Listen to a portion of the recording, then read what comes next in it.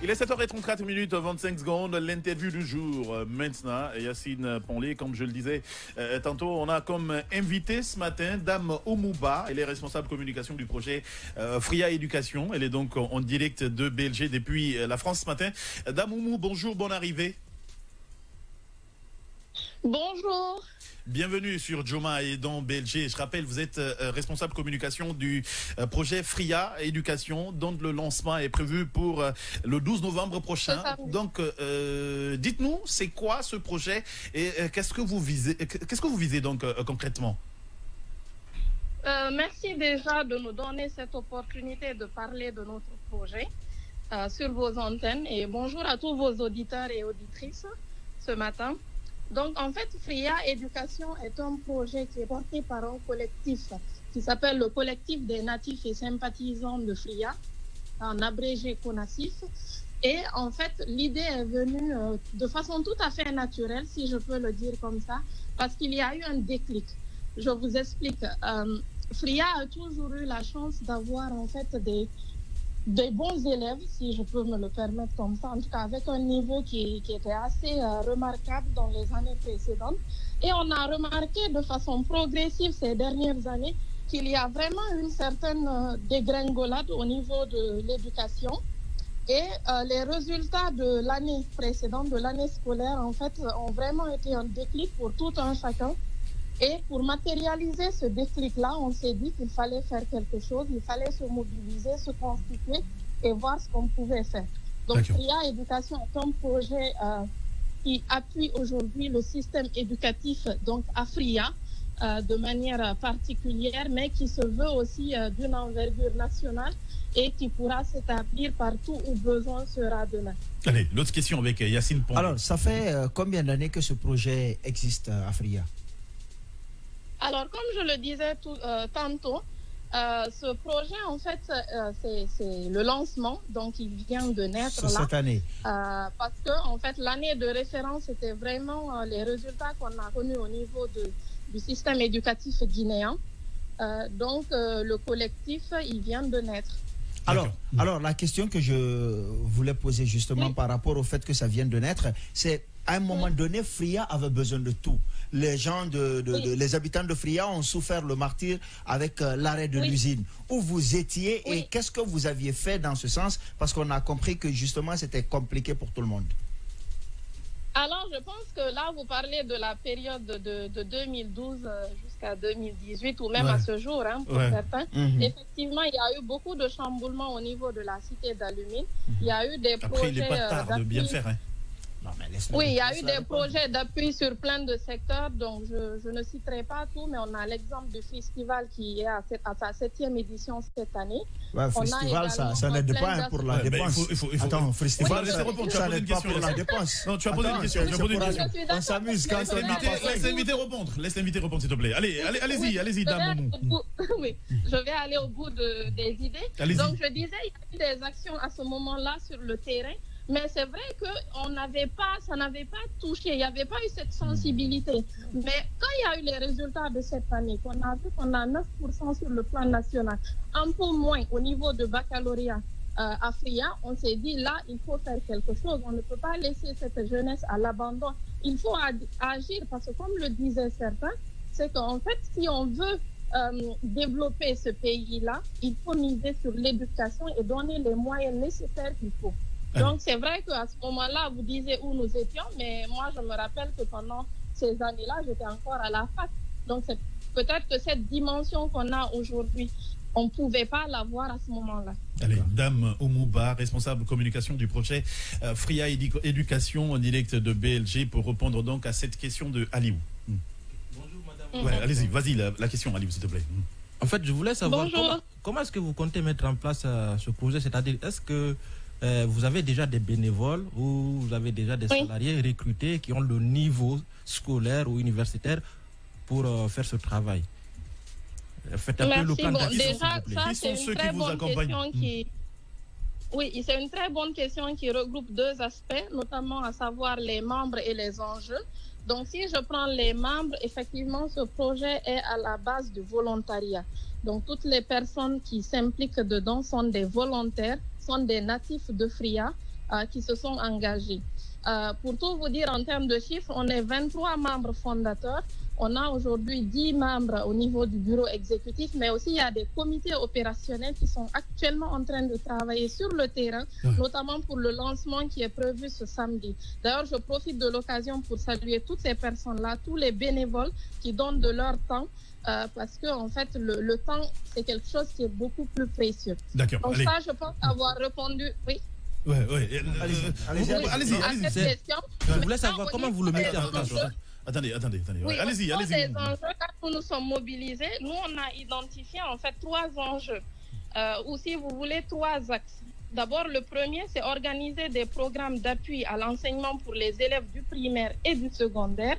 Notamment, on a ciblé pour cette année le lycée Amical Cabral et le lycée Josy Broz Tissot, qui sont en fait les lycées publics à Fria, les plus grands, et où on donnera en fait des cours magistraux dans les matières principales, notamment les mathématiques, la physique, la chimie. Le deuxième axe, ça serait en fait de contribuer au renforcement des capacités opérationnelles du personnel enseignant. Pour ce point, pour le moment, nous avons visé des enseignants du CM2, donc du primaire et tout. Et le troisième axe, c'est promouvoir l'apprentissage participatif à travers le digital, Pour nous, ça, c'est un axe qui est très important parce que selon les analyses que nous avons faites, c'est que les enfants passent beaucoup plus de temps sur les réseaux sociaux. Ouais. Donc, au lieu de perdre du temps sur les réseaux sociaux, sur des choses qui ne sont pas très instructives pour eux, c'est de les amener vers des plateformes où ils pourront apprendre, où ils pourront être accompagnés, où ils pourront partager et nous aussi leur partager nos expériences, nos vécus et peut-être qu'ils pourront s'inspirer. Allez. Voilà, donc c'est Madame Oumouba, responsable communication du projet Fria Éducation. La toute dernière question. La toute dernière question, vous avez parlé justement d'appui au niveau des cours de révision. L'année dernière, les résultats étaient calamiteux. Mais ce que je veux savoir, c'est que dans la plupart des écoles, il y a aussi des cours de révision qui sont organisés. Les enseignants qui donnent cours, ce sont les mêmes qui font réviser. Et ce sont les mêmes qui étaient là quand les résultats ont été catastrophiques. Est-ce que c'est les mêmes enseignants que vous allez prendre pour les cours d'appui ou vous prenez des enseignants ailleurs qui sont censés être meilleurs?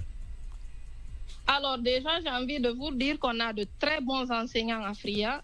Je n'en doute pas, mais c'est les mêmes qui étaient là quand le résultat était catastrophique. Je précise. Je vais y aller parce que là, si vous ne me laissez pas répondre, allez-y. Voilà, et c'est ça ton problème, justement. Voilà, je ne peux pas forcément aller peut-être vers la réponse que vous souhaitez. En effet. Mais déjà, j'ai envie de vous dire qu'on a de très bons enseignants. Nous, on est des purs produits, en tout cas, de l'éducation de Fria. Donc, dans ce cas, il n'y a pas de problème. On partira sur des enseignants locaux. Maintenant, vous dites qu'effectivement, il y a plein de révisions. Mais il faut savoir qu'il y a des gens aujourd'hui qui n'ont pas les moyens d'inscrire leurs enfants. Donc, si nous, en première position dans cette phase pilote, parce qu'on l'appelle comme ça, on vise le lycée public et tout, c'est pour se dire qu'on vise une cible qui est bien spécifique pour les faire monter en compétences. Donc, c'est bien réfléchi, je pense, et on sera sur des enseignants ici qui seront locaux, qui sont tout autant bénévoles que nous, avec des objectifs à atteindre, parce que l'engagement qu'il y a derrière ce projet, l'engouement qu'il y a derrière ce projet, en tout cas, nous, aujourd'hui, nous fait dire qu'on pourra aller vers de meilleurs résultats que ce qu'on a connu l'année dernière, qui est l'année de référence. Allez, Dame Oumouba, responsable communication du projet Fria Éducation. Il ne reste plus qu'à vous dire merci. Merci d'être passé. À moins que vous n'ayez un mot à placer en 10 secondes. Ah bon, alors je pense que le dernier mot, ça serait un appel à tous les natifs, à tous les sympathisants, à toutes les personnes dont ce projet, en tout cas, peut parler, parce qu'il y a des gens qui sont aussi engagés dans l'éducation, dans d'autres zones et tout. Donc, de ne pas hésiter à nous contacter. En tout cas, nous, on n'hésitera pas à aller taper au niveau des portes pour être accompagné dans ce projet-là. Allez, merci encore, Dame Oumouba. Merci d'être passée. Merci beaucoup, Kamal. Je rappelle, vous êtes le responsable communication du projet Fria Éducation, dont le lancement est prévu pour ce samedi 12 novembre 2022. Nous poursuivons la matinale pendant qu'il est 7h44 avec John Cassissé dans la révolution et la technologie. Le rendez-vous des férus de haute technologie et des dernières nouveautés, c'est dans Révolution et Technologie.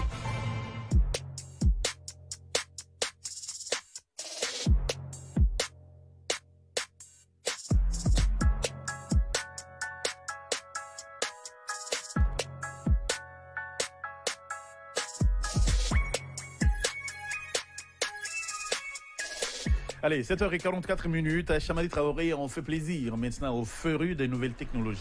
Effectivement, Kamal. Alors, Google et Renault renforcent leur partenariat pour développer les voitures communicantes.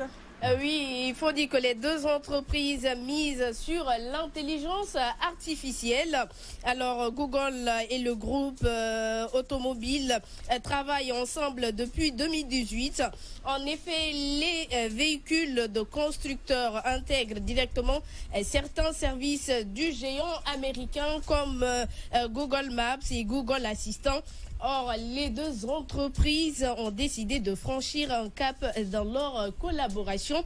Il faut retenir que concrètement, les deux entreprises veulent créer un jumeau numérique de la voiture basée sur une intelligence artificielle. Ce faisant, ainsi, le véhicule bénéficie de mises à jour régulières qui lui permettent d'intégrer de nouvelles fonctionnalités très rapidement. Évidemment, l'intérêt est à double sens. Le cloud numérique de la voiture permet à Renault d'améliorer la maintenance du véhicule et d'anticiper les pannes, ce qui signifie également une réduction des coûts d'entretien. Alors, du côté de Google, il bénéficie d'un nouveau terrain de jeu pour améliorer ses recherches en matière, sans oublier la présence accrue de ses services dans tous les véhicules concernés de la marque française. Les deux entreprises précisent par ailleurs que cette nouvel arrivage embarqué devrait permettre d'établir des modèles d'assurance basés sur l'utilisation réelle, également les comportements du conducteur. Nul doute que les assureurs apprécieront les conducteurs en revanche. Et rapidement, pour finir, à noter que Google et Renault ne sont pas les premiers à essayer d'intégrer donc l'intelligence artificielle dans les véhicules. Merci beaucoup, John Cassissé. Merci pour cette révolution et technologie. Mais prochainement, encore une fois, on va dire pour ce nouvel arrivage. Ça passe comme ça, hein. C'est comme tu veux, hein. Voilà, allez, c'est passe comme ça, c'est comme ça. Allez, donc on ferme notre BLG. Bon, l'essentiel, le message aussi est passé, hein. Merci beaucoup, John Cassissé. Merci encore une fois. Hein. Voilà, allez, merci à tous qui étaient là depuis le début de notre BLG. On vous quitte avec ce son de Dadju en collaboration avec Ronisia. Toko Toko, c'est le titre qui va vous plonger dans la pub de 7h52. Après, dès hier, ça sera la grande édition à partir de 8h sur cette antenne, présentée donc par Tomo Traoré, avant de faire de la place naturellement à l'homme d'Oïchek Sadibou pour le journal, pour le JDA. Hein. C'est lui qui viendra donc fermer porte de fenêtre de notre BLG ce jeudi. À demain, vendredi, Inch'Allah, pour notre numéro de BLG. La sensation du moment, la sensation du moment. Le coup de cœur, c'est dans le son du matin. Hey, Jama FM. Jama FM. 93.1.